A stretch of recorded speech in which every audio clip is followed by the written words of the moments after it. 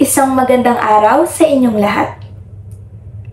Unang-una, nagpapasalamat ako sa Diyos sa pagkakataon na ibinigay niya sa akin ngayong araw. At salamat sa Diyos, mayroong Brother Eli Soriano, Kuya Daniel Rason, mga guro, at mga magulang na may malasakit. Dahil sila ang naging dahilan para makapagpatuloy ako sa paglakad sa daan na aking tinataha. Nang matapos ako ng senior high school, ang hirap makahanap ng eskwelahan para sa kolehiyo. Dumarating talaga sa punto na parang wala ng liwanag o pag-asa.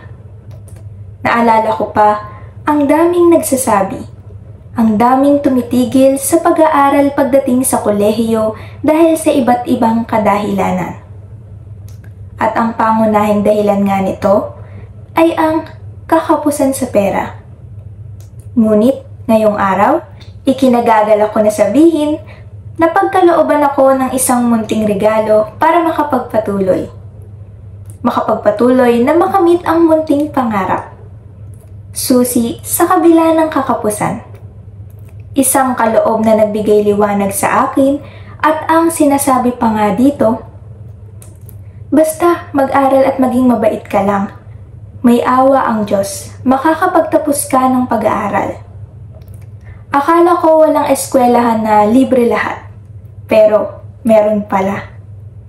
Salamat sa Diyos sa isang La Verdad Christian College Caloocan na walang katulad.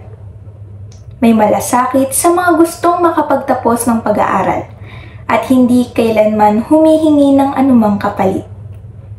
Isang karangalan na mabigyan ako ng pagkakataon na maging scholar ng La Verdad Christian College Caloocan. Kung loloobin ng Diyos, gagamitin ko itong magandang regalo na ito upang magpatuloy hanggang sa makapagtapos ng aking lakad.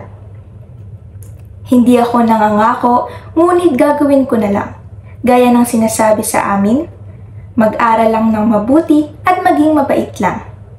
Sisikapin ko na sa awa at tulong ng Diyos, ang regalo na ito ay maging lakas ko hanggang sa makamit ko ang tagumpay. Hindi ko sasayangin ang pagkakataon na ito. Muli, maraming salamat po sa Diyos sa kaloob na hindi masabi.